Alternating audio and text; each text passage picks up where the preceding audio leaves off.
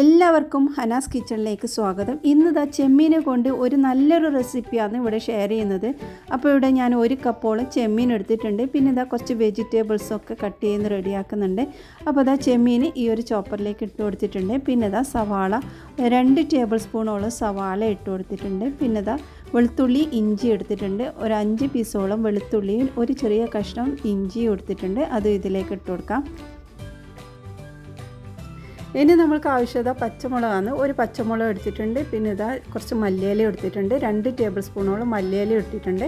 പിന്നെ കുറച്ച് മുളക് പൊടി എടുക്കുക, 1 ടീസ്പൂൺ മുളക് പൊടി. അപ്പോൾ ഇത് നമ്മൾ എരിവിനനുസരിച്ചിട്ട് ഇത് ചേർത്ത് കൊടുക്കണം കേട്ടോ, അങ്ങോട്ടും ഇങ്ങോട്ടും മാറ്റം വരുത്താം.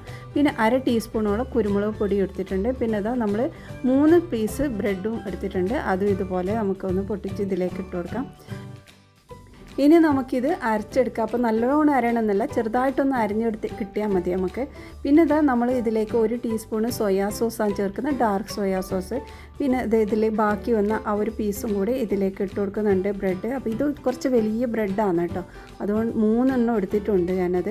1 കപ്പാണ് നമ്മൾ ചെമ്മീൻ ഉണ്ടായത്. അപ്പോൾ ഇതെല്ലാം കൂടി ഒന്നും കൂടെ അരച്ചെടുക്കാം. അപ്പോൾ ഇത് നല്ലോണം അരയണമെന്നില്ല, ചെറിയൊരു ഇതിൽ അരിഞ്ഞാൽ മതി. നമ്മുടെ മിക്സിയുടെ ചെറിയ ജാറിലിട്ട് ഒന്ന് അരച്ചെടുത്താലും മതി.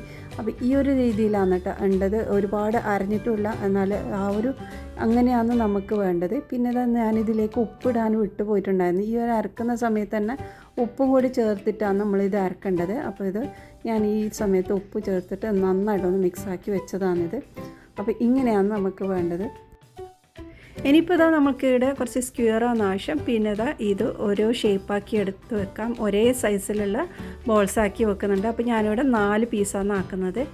പിന്നെ നമ്മുടെ ഈ ഒരു സ്റ്റിക്കിലോട്ട് ഞാൻ ഈ ഒരു മസാല നന്നായിട്ട് പിടിപ്പിക്കുകയാണ്. അപ്പോൾ ആദ്യം നമ്മൾ കയ്യിലോട്ട് ഓയിലാക്കി കൊടുക്കണം. ഞാനിവിടെ ഒലീവ് ഓയിലാണ് എടുത്തത്. അപ്പോൾ അത് കയ്യിലേക്ക് ആക്കിയ ശേഷം നമ്മൾ ഈ ഓരോ ബോൾസ് ഇട്ട് നന്നായിട്ടൊന്ന് പ്രസ് ചെയ്ത് കൊടുക്കുക. അപ്പോൾ ഇത് നന്നായിട്ട് ആ ഒരു സ്റ്റിക്കിൽ ഇങ്ങനെ പിടിക്കും. പിന്നെ നമ്മൾ വിരലിൻ്റെ ആ ഒരു എന്താ പറയുക, അതിൻ്റെ ഒരു ഷേപ്പ് ഇങ്ങനെ വരാൻ വേണ്ടിയിട്ട് ഇങ്ങനെ ഒന്നും കൂടെ ആക്കി കൊടുക്കണം. അപ്പോൾ നല്ലൊരു ഫിനിഷിങ് ഉണ്ടാവട്ടെ ഇങ്ങനെ ആക്കുമ്പോൾ. അപ്പോൾ ഇതുപോലെ എല്ലാം റെഡിയാക്കി എടുക്കാം. ചിക്കനെല്ലാം ചെയ്യുന്ന പോലെ ചെമ്മീന് കൊണ്ട് ഇങ്ങനെ ഒരു കബാബ് ഉണ്ടാക്കി നോക്ക്. എപ്പോഴും ഒരേ രീതിയിൽ ഉണ്ടാക്കാതെ ചെമ്മീന് കൊണ്ട് ഇങ്ങനെ ഒന്ന് ഉണ്ടാക്കി നോക്ക്. വളരെ ഈസിയാണ് ഉണ്ടാക്കാൻ. അപ്പോൾ ഇങ്ങനെ ചെയ്ത് കഴിഞ്ഞാൽ നമ്മൾ ഇതിലേക്ക് കുറച്ച് ഓയിലൊന്ന് മുകളിലോട്ടൊന്ന് ജസ്റ്റ് ഒന്ന് തടവി കൊടുക്കുന്നുണ്ട്. അപ്പോൾ ഞാനിത് എയർ ഫ്രൈയിലും കൂടിയാണ് കേട്ടോ ഉണ്ടാക്കുന്നത്. അപ്പോൾ എയർ ഫ്രൈയിൽ അതിലേക്ക് ഞാനിത് ബട്ടർ പേപ്പറൊക്കെ വെച്ച് റെഡിയാക്കുന്നുണ്ട്. ബട്ടർ പേപ്പർ വെച്ച് കഴിഞ്ഞാൽ നമ്മൾ അടിഭാഗത്തൊന്നും കരിഞ്ഞു പോവാതെ അതിൻ്റെ കറക്റ്റ് അതിലുണ്ടാവും കേട്ടോ. അപ്പോൾ അങ്ങനെ അതുകൊണ്ടാണ് ബട്ടർ പേപ്പർ വെക്കുന്നത്. ബട്ടർ പേപ്പർ ഇല്ലാതെ നമുക്ക് ഉണ്ടാക്കാം. അപ്പോൾ ഇതുപോലെ എല്ലാം വെച്ചിട്ട് നമുക്ക് ഓവനിൽ വെക്കാം.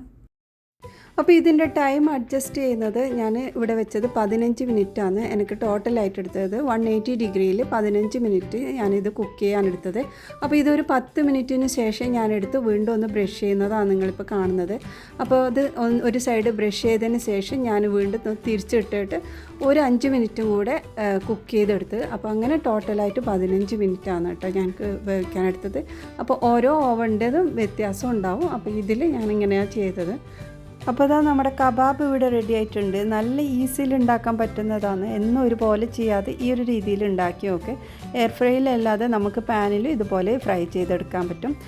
ഇതുപോലെ ചിക്കൻ വെച്ചിട്ടും നമ്മുടെ എയർ ഫ്രൈയിൽ ഉണ്ടാക്കിയിട്ടുണ്ട്. അത് കാണാത്തവരുണ്ടെങ്കിൽ കണ്ടു നോക്ക്. അപ്പോൾ ഇന്നത്തെ ഈ റെസിപ്പി നിങ്ങൾക്ക് ഇഷ്ടമായിട്ടുണ്ടെങ്കിൽ എന്നെ സപ്പോർട്ട് ചെയ്യാൻ. അടുത്ത നല്ല റെസിപ്പിയുമായി വീണ്ടും വരാം. ബായ്.